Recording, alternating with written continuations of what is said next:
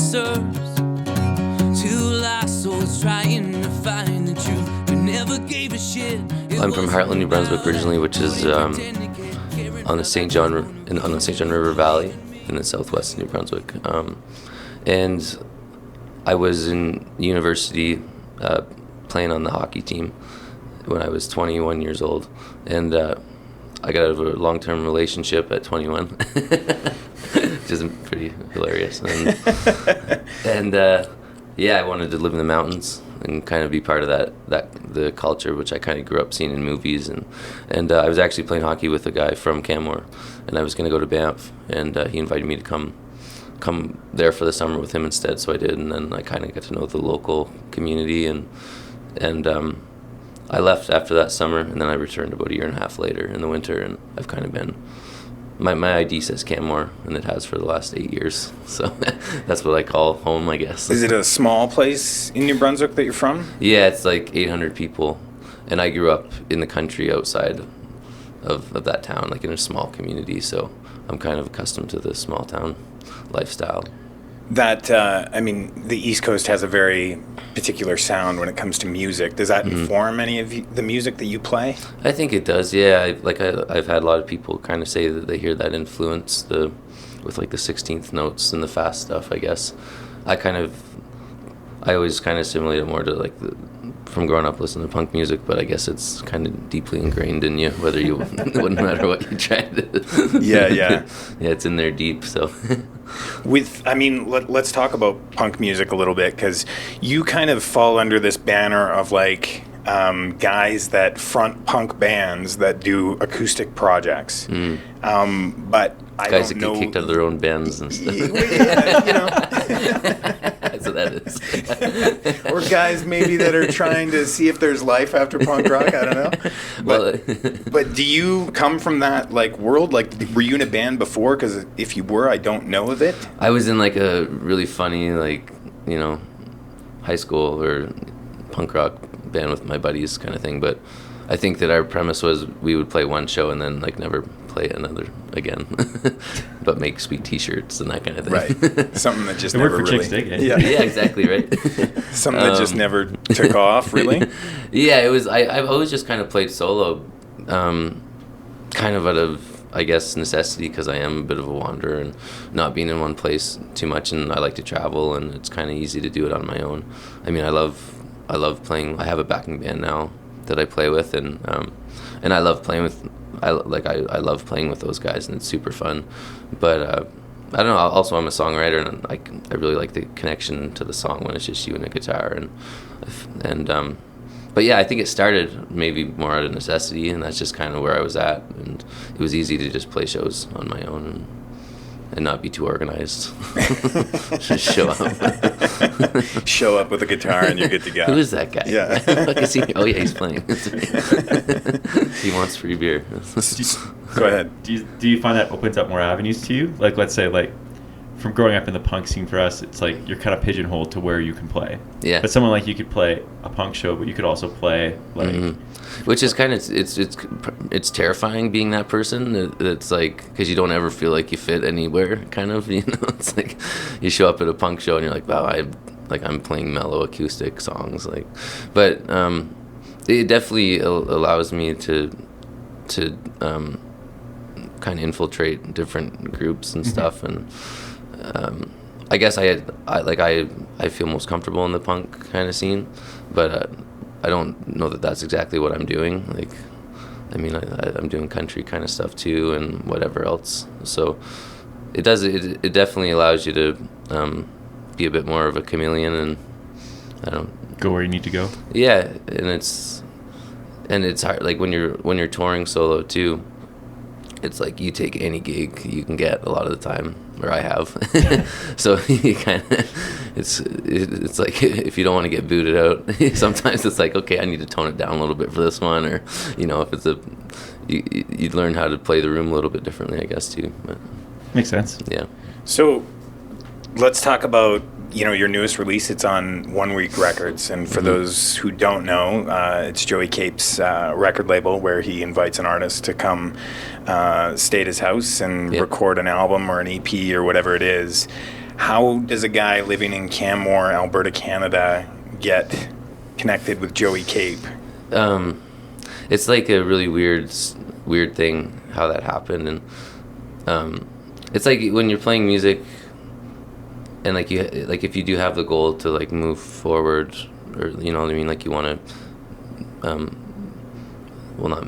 we'll say make money at it, or you know, try to make a living at it. Yeah, sure. You're like, okay, I need this, that, like I need some things to happen to help my career or whatever, and like everybody always says, oh, you just need that one person to see you and you'll make it, or whatever. It's bullshit like that, and I don't believe in that.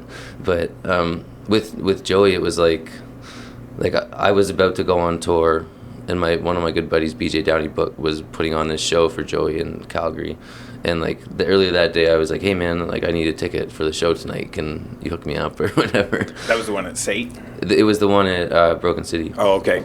And so I was like going on tour the next day, so I was just coming into the city to go to the show anyway, and then I was gonna head out on tour to the West Coast, and he got me on the bill like 2 hours before because KJ was supposed to play, but he was going to AC/DC in Edmonton, so there was like this slot opened up. So AC/DC made your career, is what you're saying. And KJ Jansen made my career. So yeah, I got on the bill, and I didn't I just kind of, it was really rushed, and it never crossed, like I knew Joey had this label, but I didn't even think about it, like, wow, maybe he'll like my shit and put a record, like, it never really crossed my mind. I was just like, shit, I gotta get to Calgary and play this show, and I was like, yeah, going on tour and flustered, so I played, and Joey was actually like in the back room, like hanging out when I was playing, and Brian Wallstrom and Walt Hamburger were there watching, and they really liked it, so they like drug Joey out. And they'd been partying in Edmonton the night before and played there, so he was tired, and so he comes out and he's like, yeah, he's pretty good, and then he like goes in the back again. And so it was more like Brian and Walt that kind of spearheaded it, and like Brian was like, yeah man, like you should come do a record, and I was like, absolutely, you know, like let's see what happens. Like when people say those kind of things to me, I'm like, yeah, that'd be really great, like let's just see if this is real or not. Yeah. And but yeah, they kind of kept forcing Joey to listen to it on that tour. You know, they'd be like, oh, let's check out Seth's demos again or whatever. And eventually he called me and invited me to come down. And I actually have a photo of him calling me that Walt sent me. It's pretty funny. That's cool. Like, I mean, what was that phone conversation like? It was hilarious. It was like something out of a movie, because I was in Vancouver, or I was in Victoria, at my friend Matt Good's place, and the reception was really shitty. So Joey called, he's like, hey man, and then it would cut out. Love you to come to cut out. And I was like, shit, I can't hear you, man. Like, and I'm like running around the front yard, like, fuck, I can't. Trying to like, so it was funny. Like I was like, I think you're inviting me to come do a record, but I'm not sure. I'm just gonna go with that. Yeah. So that was like the conversation. It was pretty funny, but yeah, I was really stoked. So what happens from there? I mean, he calls you up, says, let's do a record. You're hoping that's what he said on the phone, and not showing up to a house and being like, hi, I'm Seth. Yeah.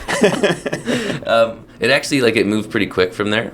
Like, Joey's an insanely busy dude. Like, it's amazing being down there, too, like, seeing how much he does and how, like, he's like, very efficient in what he does, too, I guess. But yeah, it was like, I think I talked to him in October, or I met those guys at the end of September, and then I went and recorded in like January. So I sent him a whole bunch of demos, and I kind of just like left it up to him for the song selection, because I hadn't recorded in about 5 years, and I had like a lot of songs that and I'd been working a lot and just writing. So I just sent him like 50 songs and said, all right, man, like, you're the boss. What do you think? Like, what are we gonna go with? And and he just picked the ones where I'm like, fuck, I wasn't gonna let anybody hear that shit. That's too close to the heart, man. But yeah, he picked, like, I was kind of happy with it, because he picked songs that I was probably a little scared to put out there, and so that was kind of nice to be pushed. But it moved really quickly, and before I knew it, like, I was in San Francisco staying at Joey's house. Yeah. Well, you said you had like 50 demos. What's your writing process? Like, do you just like sit around and just be like, oh, like something clicks and you just kind of... Yeah, I don't, like I like I get really frustrated a lot, and I try and nothing happens, and then I like, give up, and I think I'll never write a song again, and then I write a song. That's kind of the way it seems to work, you know. Or usually a lot of I think with most people, unless you're a guy like Joey who's just like he can just write a good song, like he just does that. Like he's one of those dudes. Mm-hmm. But for like he's had a 25-year career at it too. Yeah, right? and we talked about that a bit too. I'm like, man, I sit down and I fucking cry and I write a song. Like that, I don't know how that like why that happens or what it is, but it's like it's a really intense emotional thing, and I'm like, I can't just like write a song like you. And he's like, he's like, you know, I've been doing it for a long time, and he's like, there comes a point in your writing process where you're like, okay, this is what works, and this is like a process that I go through. And for me, I mean, I know how to manipulate my process into kind of making something happen, but I don't understand how, like I don't feel that I understand it still. It's just like maybe that's better though. It's a weird fucking thing. Yeah. It doesn't like it's like listening to the record, you can see there's emotion into it. Yeah, like you can feel like it feels raw and it feels like real. Well, that's like, so like that's what people deserve, you know, and that's like I don't like fake shit, and I mean nobody does. Yeah, no. Or people shouldn't. They should give themselves more credit than that. And I mean, I get bored really fast too, so unless it's like there's that emotional attachment to it, it's like I can't play the song, and I doubt anybody's going to want to listen to it. Mm-hmm. So is it more autobiographical in terms of your songwriting as opposed to like storytelling? Or well, I kind of go both ways, I think. Like I really like there's those songs that do just kind of come out of emotion, but I really like it's cool to like find a story and like fester on that for a while and just see how it comes out, you know. And a lot of times like there's personal attachment to how you deliver those stories, but there's definitely like Joey, for this record, Joey picked the mostly autobiographical songs. Like there's a couple that aren't, but yeah, I'd say like out of those demos, like a lot of the songs that I've been playing up to this record, like I've been playing a lot of stuff I hadn't recorded, and a lot of those songs aren't on the record. Like the songs that I was like, yeah, these are the best ones. It's like I wasn't playing those emotional ones. I'm like, I'm just gonna hide those ones. So, I mean, this isn't just a dude calling you up and saying, let's do a record, which is exciting in and of itself, right? Like, I mean, you know, to have somebody interested in your music and say, hey, I want to do a record with you. But it's Joey Cape from Lagwagon. Yeah. I mean, at what point does like the fanboy shit stop and you're like, okay, now we're just working together and we're peers, or is it still kind of like that a little bit? I mean, like when you're looking at a person like Joey that like has done so much amazing shit, it's like that's got to be intimidating. But he's a very down to earth dude, and like his family was so welcoming when I was down there. I mean, it was pretty quick to. Like he gave me no reason to be a fanboy, you know what I mean? Like right. he just made it super comfortable, but definitely still it's like it's like if I have questions for them or something, and I'm like I have to text Joey. It's like this is fucking weird. Like I'm texting Joey Capron. Like I better make this quick. I don't want to bug him too much. But yeah, I don't know. It's like it's sometimes it's kind of considering like where I was at, what I was doing like 2 years ago.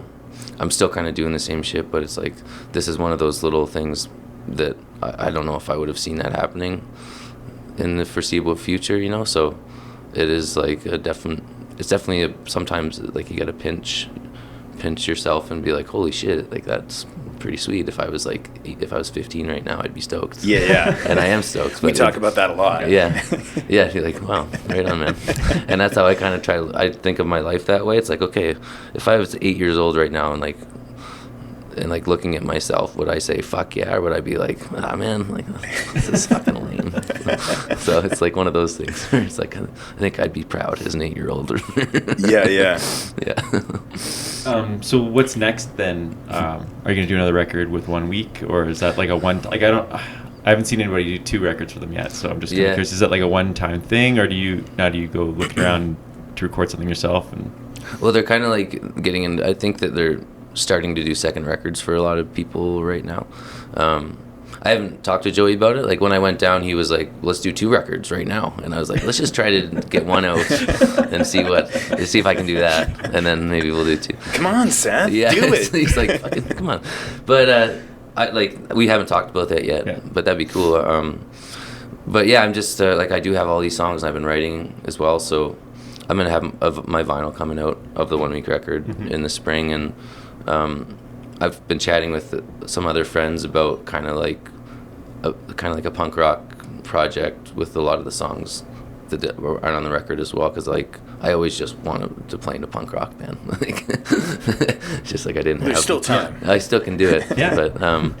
But yeah, I'm trying to get organized to get in the studio, and I'd like to do a bunch of like EPs and like releases that way. But definitely, I'm starting to get that itch to record again. And get some new stuff out. Yeah, as an artist, like we've talked about this on our podcast before, you know, where it seems like there's a lot of bands or artists that, you know, put out EPs because it's just, you know, it's quicker. It's a quicker connection to their fans too. Yeah. Like their fans aren't waiting a year or 2 years for another full length record. Like, do you see that as an advantage, like to today's music and, you know, how it's distributed and how it's consumed, to being able to just put out an EP or a single and having people get it right away? Yeah, I mean, I think that's great. I mean, like I personally like getting an album, like a full album, and like physical album, and connecting to like the whole piece of work. Like, but I don't know. It is easier. I mean, like with Bandcamp, it's like I just released this song. I put this song in a competition or something for Alberta, and then I just put it up on my Bandcamp and put it out for free. And it was super easy, and like it took like a week. Yeah. I went in the studio and then I put it out. Like, it was super easy.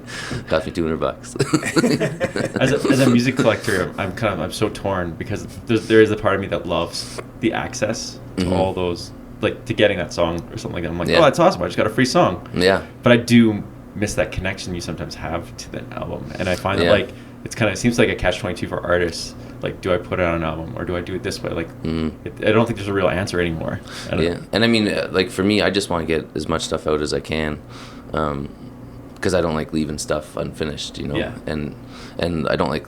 I'm always afraid that I'm going to lose songs to time, because I mean, if you like, I went 5 years without putting out a record, so there's some songs that I loved back then that didn't make that record, and I don't know if I'll ever put them out now. Yeah. Which sucks. Like, so for me, I'm constantly thinking, okay, like, what's a different way to put out, you know, a few songs, like maybe do a split or or something like that. But for full albums are what have molded. Well, I think they're what mold people more so than like a single or something. Yeah, I don't have an answer. I feel like that's what I'm wondering from you. Yeah. I'm definitely an album kind of guy, I guess, like, because that's like. And that's what you come back to. Maybe you don't get it at first, but 2 years later, like, you see it in a different light, and it's like, I mean, with the 1 week family, I mean, there's obviously a family there. At least that's kind of the vibe I think you get as a listener. Yeah. Is that, you know, it's a tight knit community of artists. So when you talk about splits, like, does that open the door up? Like, is that something that you're entertaining? Maybe doing a split with Chris Cresswell or Zach? I would love that. Yeah. Chris, if you're listening, Chris. I'm sure you're not, but if you are. Yeah, I think that'd be really cool. And I mean, Joey's always throwing around ideas to mix it up too. You know, like doing cover stuff of other artists in the family and that kind of thing. But I think that'd be awesome if we did that, like, through the label. And I think that'd be a really cool idea, just to give people a different kind of taste of it. But it's like the whole, like the big, I think that it pulls in like other labels. Like, people listen to that band, you know, and maybe they'll check out other bands on that label, but it takes a little bit more effort. You really got to be looking for it. But with the 1 week thing, it's like instantly you're kind of, people are hearing you that otherwise wouldn't, just because like they're into that label. You know, it's like it's more of a movement than it is just a label. Yeah. So have more doors. I mean, have you noticed a shift, you know, from putting this new record out on 1 week to, you know, within your career right now? Has there been an obvious shift in your mind, in your eyes? Well, I think, like, people don't ignore my emails as much, which is like, that's the biggest thing. Yeah. Because people, like, that's just the way it is. People, it's so hard to get an answer from people a lot of the time. So it's definitely helped. Like, So they've upgraded you from their spam filter to actually their I inbox. put like exclamation marks in my, like, you know, you can like make it red or whatever. Yeah. But yeah, like that's been really good. And I mean, like people, I think that sometimes people just need to hear they need to be told, like, you should, from somebody they respect, like, this guy writes good songs, you should check him out, you know? Yeah. Like, maybe they've heard my stuff before and they're like, okay, it's, you know, it's, they like it or they don't or whatever. But, like, having a guy like Joey kind of say, hey, this guy's okay, you should listen to him, like, that definitely helps. And people just take it more seriously. Like, they take the time to check it out. Does it make touring easier? Does it make booking shows easier? Like, is there anything with 1 week that kind of helps you, you know, along those roads, not just kind of pushing the record out, but also touring and you know, playing with different acts? Yeah, it definitely helps. Same thing, like, people don't ignore me. I'm like bugging them about shows. But yeah, like we were talking about, it's like every little thing kind of helps, and a series of little things kind of add up to helping in bigger ways, and this is like a big thing amongst all those little things that add to the process of things getting a little easier with work. And Yeah, I mean, I think there's more work that comes along with that, but yeah, it's just you get a bit more return from what you're putting in, I guess, it seems. Yeah. Yeah. Just, you know, in terms of, again, with the 1 week record that you put out, you said, you know, the album before was kind of a concept record, and then it was like 50 songs that you shipped off to Joey. So is this kind of your greatest hits? No, I guess maybe. Yeah, like, we didn't put any songs on the 1 week record that I'd released before. Okay. They were all like just shit I've been thinking, you know. But kind of the gamut, like from, you know, stuff you wrote a long time ago to newer stuff that maybe you wrote, you know, more recently. I sent some stuff I wrote like 10 years ago, but none of that stuff made it on the record. But yeah, like 24, for example, that song I think I wrote probably 5 or 6 years ago when I turned 30. So yeah, it's a bit of a span. So what, I mean, do you have shows, do you have tours coming up, either locally or non-locally? Yeah, I've got, January's pretty awesome. There's the big Winter Classic, which is the posters right there. Right. And Joey is actually coming up for that, which is rad, and we're going to do an Edmonton show and Calgary show, and Northcote is out for that as well, and I'm going to bring those guys out to Canmore on the 24th of January, and then I'm going to go to Fernie with them for the 25th, so I've got a few shows there, and I'm just trying to work out my summer right now and finally get, like, I've always been really bad at being, you know, like 6 months in advance and whatnot, so I'm trying to plan out some summer dates and like trying to get to Europe and get to the States. And have you been there before? Like, I never have. Musically? No, I played in the UK a little bit, but that was more like I was traveling and I brought my guitar and I played like 2 shows or something. It's a tour. It was a tour, yeah. I mean, I really promoted the shit out of it and people believe me. So. Handing out business cards, Yeah. international musician. Yeah, that's me. So yeah, I'm trying to do that and trying to not scare people and actually have a bit of organization. And yeah, like I said, have a vinyl coming out in the spring for the 1 week record, which is pretty exciting. So just trying to get on the road as much as I can. I mean, that's kind of where I'd like to be most times, is touring. So trying to make that more of a reality, I guess, than last minute planning stuff. And are you writing right now? Like, is there? Yeah. Are you in the process of, you know, demoing another 50 songs to send to Joey? Well, I'm writing. I've been thinking about a lot of things, and some songs that are unfinished, and working on those, and kind of playing around the idea with some side project stuff in Calgary too. I've lived here the last year, and it's pretty awesome being around the music scene here. And there's a lot of really great musicians, and it's kind of inspired me to start up like a side punk rock band or something because I have this excess of material that I need to do something with. So you're kind of going the other way, as opposed to the punk rocker that turns acoustic. You're going acoustic to turn punk rocker. Yeah. It's a successful kind of blueprint, I think. And the reward is you don't hate your life. That's right. Yeah. That's all that matters. Yeah. You're never too old to join a band. So we do, our podcast has the spirit of top 5 lists. And what are your top 5 albums for this year? I thought about this a lot. My favorite record of this year and my favorite record that I own right now is the new Audio Rocketry album. I've been like a really big fan of Joe Vickers for a long time for his solo stuff, and also like Audio Rocketry's old albums, and their new album is sweet. I love it. And also the new John K. Sampson record I really like. Yeah. And it's my first, like, I've never been a big Weaker Thans fan, or I've never had any of his albums. Okay. So I got it, and it's one of those ones that it took me some time to like figure out why is this guy so fucking good? And yeah. He just is. He's an incredible lyricist. Oh man, he's insane. Yeah, really good. Have you guys heard the Zach Quinn 1 Week record? I love that record. That's really great. And such like a contrast from the Paris stuff, which I love too. But big contrast. Yeah, crazy. But Zach's like one of those dudes. He's just like, he's got like such a, like, gets so much presence. You know, like when he just sits on stage with his electric guitar, and like he's so mellow, but it's like he's projecting this massive. It's so cool. He seems like a very intense guy. Well, he's just he's just the fucking man. Like, you know how some people, you're like, this guy's the fucking man. And that's like, I'm never that guy. So that's actually how Mike refers to me most of the time.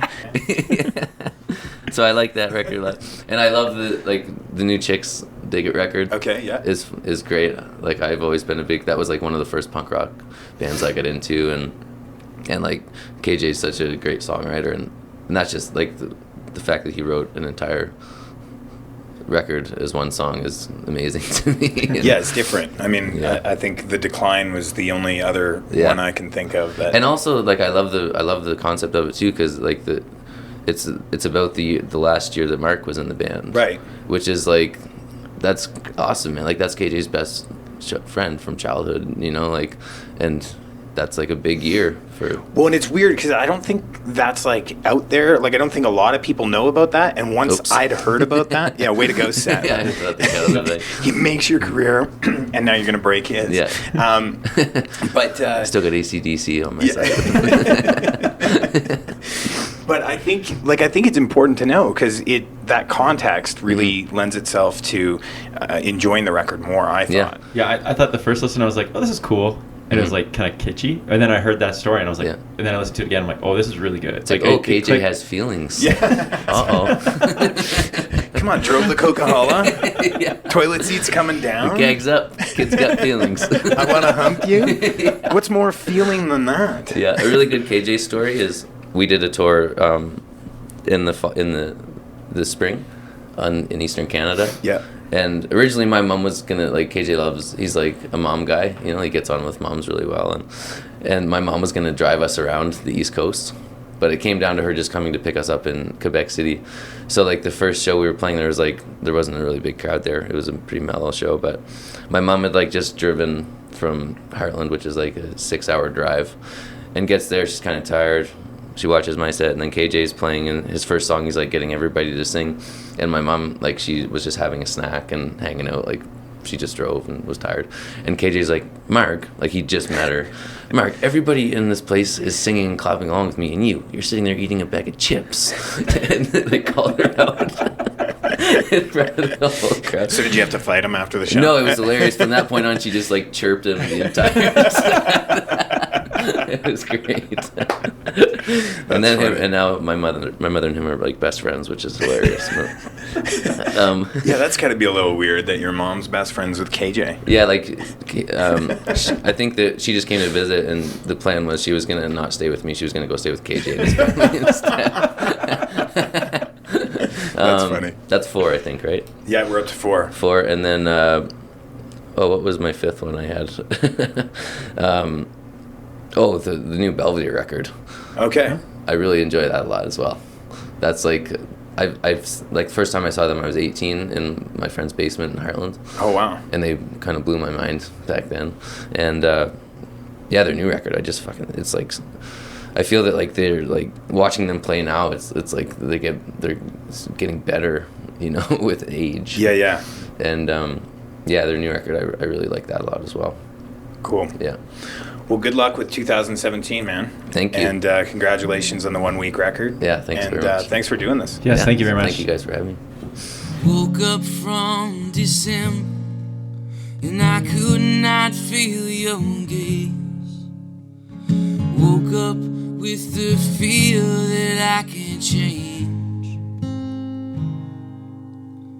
And I woke up from a nightmare where our years ran out of days, and time would not permit if we don't pay.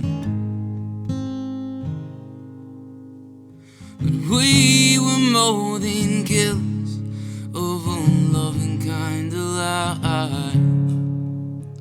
Maybe only sinners that grew tired. Started out believing in something I can't define, when beauty never came from a design.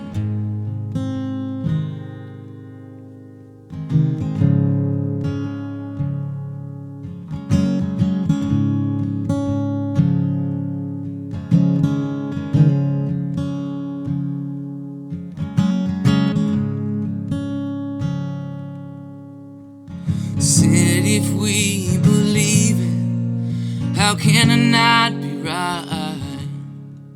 The life we choose begins within our minds. And we said there would be freedom within each other's eyes, but freedom never came without the fight. But we were more than killers of unloving kind of life. Maybe only sinners that grew tired.